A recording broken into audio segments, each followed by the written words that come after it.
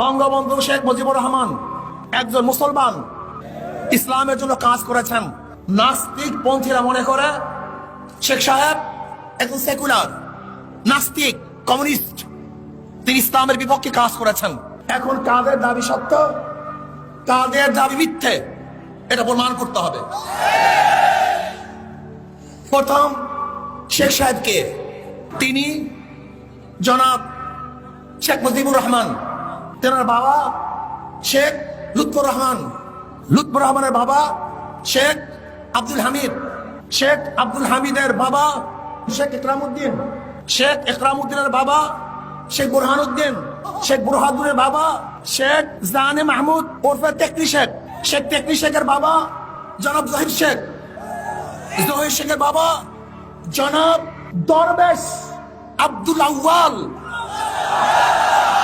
যিনি 1463 ঈসাই সালে এই বাংলাদেশে এসেছিলেন ইরাক থেকে ধর্ম প্রচার করার জন্য। সোনারগাঁয়ে তিনি ধর্ম প্রচার করার জন্য এসেছিলেন।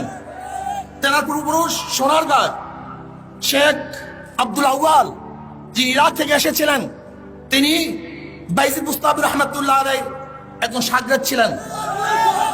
তেনারই বংশধর শেখ বুরহানুদ্দিন সাহেব, তিনি টঙ্গীপাড়ায় এই দিন প্রচার করার জন্য সেখানে অবস্থান করেন, সেখানেই তিনি দিন প্রচার করেন। আমরা কি দেখেছি, শেখ সাহেবের উত্তরসূরিরা একজন ধর্ম প্রচারক ছিলেন, ইরাক থেকে এসেছেন ধর্ম প্রচার করার জন্য। শেখ সাহেবের বাবা একজন দাড়িওয়ালা, টুপিওয়ালা, তার দাদা একজন দিনদার, তার পূর্বপুরুষ সবাই মুসলমান। কাজে কেউ যদি বলেন শেখ সাহেব নাস্তিক, কমিউনিস্ট, আমি বলবো তুই মিথ্যা বলছো, সে একজন মুসলমান, সে একজন মুসলমান। শেখ সাহেব প্রথম কেন জেলে গিয়েছিলেন আপনাকে জানেন? আমি নিয়ে এসেছি দলিল, অসমাপ্ত আত্মজীবনী শেখ মুজিবুর রহমানের। এই বইয়ের মধ্যে আপনি দেখেন শেখ সাহেব কে ছিলেন, কি করেছেন, যারা তাকে নাস্তিক বানাবার পায়তারা করে দিচ্ছেন। আমি বলবো তুমি নিজে নাস্তিক, কাজে তোমার চক্ষু দিয়ে অন্যকে নাস্তিক দেখো। তুমি যদি মুসলিম হও তাহলে তোমার চক্ষু দিয়ে আর মুসলিমই দেখবা। আমি কিছু প্রমাণ দিই। এটা হলো আমাদের বর্তমান মাননীয় প্রধানমন্ত্রী, তিনি সম্পাদনা করেছেন। এই বই উদ্বোধন করার জন্য দুই বোন খুবই কেঁদেছিলেন, জেলখানায় বসে তিনি এই বই লিখেছিলেন। শেখ সাহেব প্রথম জীবনে জেলে গিয়েছিলেন, তখন তিনি অষ্টমে পড়েন বা সপ্তমে পড়েন। তিনি এসছেন বাড়িতে, তাকে বলা হলো হিন্দু জমিদার একজন মুসলমানকে ধরে নিয়ে গেছে। তিনি তার দল বল নিয়ে সেই বাড়িতে গেলেন যে ছেড়ে দেন, কিন্তু না, ছাড়ে নাই। তখন তিনি জোর করে তাকে নিয়ে এসছে। এরপর সেই হিন্দু জমিদার তার বিরুদ্ধে কেস দিয়েছিল, সেই কেসেই তিনি প্রথম জেলে গিয়েছিলেন। এরপর মধ্যে এরপরে শেখ সাহেবের একটা ইতিহাস আমি বলবো। আমরা তাকে শুধু মনে করি, আজকে আমি বক্তৃতা করবো না, আমি কিছু বই পড়ে শোনাবো। আজকে বক্তৃতা করবো না, জাহেল এবং মূর্খদেরকে শোনাবো যে সে কি ছিলেন। শেখ সাহেব শুধু বাংলাদেশের স্বাধীনতার জন্য চেষ্টা করেন নেই, তিনি পাকিস্তানের স্বাধীনতা আনার জন্য চেষ্টা করেছেন। এই পাকিস্তানকে আনার জন্য সর্বোত্তম চেষ্টা করেছেন। শেখ সাহেব তিনি সরওয়ার্দী সাহেবের শাগরেদ ছিলেন। তিনি নিজেই বলেন এই বইয়ের মধ্যে যে যখন সরওয়ার্দী সাহেব, ফজলুল হক সাহেব যখন গোপালগঞ্জে গেছিলেন, তখন আমি ছাত্র ছিলাম, আমি স্বেচ্ছাসেবকের দায়িত্ব পালন করছিলাম। সবাই অংশগ্রহণ করতেছে, কিন্তু একদল লোক অংশগ্রহণ করে নাই, হিন্দু বন্ধুরা অংশগ্রহণ করছে না। আমি চিন্তা করলাম কেন? আমি একজনকে প্রশ্ন করেছি, কিরে তোর অংশগ্রহণ করছিস না কেন? কারণ না, কংগ্রেস এবং হিন্দু মহাজোট আমাদেরকে নিষেধ করেছে অংশগ্রহণ করার জন্য। তিনি এই বইয়ের মধ্যে লিখেছেন। তিনি কি বলেছেন যে না, এখন পাকিস্তান না করলে মুসলমানদের উপায় নাই, কাজে অবশ্যই আমাদেরকে পাকিস্তান করতেই হবে। অনেকেই মনে করেন যে শেখ সাহেব তিনি নামাজ পড়তেন না।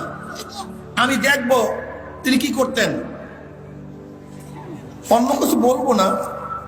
দেখেন এই বইয়ের মধ্যে তিনি বলছেন, আমি যখন জেলখানায় ছিলাম তখন 5 ওয়াক্ত নামাজ আমি ঠিক মতো পড়তাম।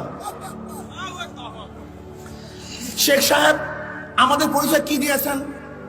দেখবেন টক শুতে সবাই বলে আমাদের পরিচয় আমরা বাঙালি, আমাদের পরিচয় আমরা কি বাঙালি। আর তিনি কি পরিচয় দিয়েছেন? তিনি এই বইয়ের মধ্যে দেখেন পৃষ্ঠা নম্বর হলো 47, অসমাপ্ত আত্মজীবনী, পৃষ্ঠা নাম্বার হলো 47। তিনি বলেছেন আমাদের বাঙালির মধ্যে দুইটি দিক আছে, একটা হলো আমরা মুসলমান আর একটা হলো আমরা বাঙালি। প্রথম আমরা কি? আমরা মুসলমান, এরপর আমাদের পরিচয় আমরা বাঙালি। আমরা শুধু বাঙালি নয়, আমরা প্রথম মুসলমান, তারপর আমরা বাঙালি। এটা প্রথম জাতীয় পরিচয় আমাদের থাকতে হবে। আমরা প্রথম মুসলমান, তারপর কি আমরা বাঙালি। দিল্লিতে যখন তিনি ঘুরতে গিয়েছিলেন, মুসলমানের প্রতি আকর্ষণ কি ছিল? মুসলমানের প্রতি আকর্ষণ কি ছিল দেখেন। আবার দিল্লি শহরকে ভালো করে দেখে নিলাম, শত শত বছর মুসলমান দিল্লি থেকে সমস্ত ভারতবর্ষ শাসন করেছে। তখন কি জানতাম এই দিল্লির উপর আমাদের কোনো অধিকার থাকবে না? শেখ সাহেব বলতেছেন দিল্লি ঘোরার সময়, দিল্লি লাল কেল্লা, কুতুব মিনার, জামে মসজিদ আজও অনন্য মুসলিম শিল্পের নিদর্শন ঘোষণা করছে।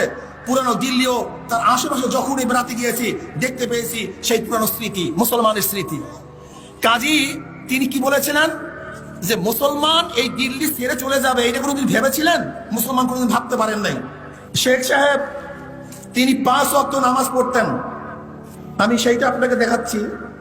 তিনি একজন মুসলিম লিডার ছিলেন। তিনি বলেন, এটা 169 পৃষ্ঠা। কি বলেন? মাওলানা সাহেবের সাথে আমরা 3 জনই নামাজ পড়তাম।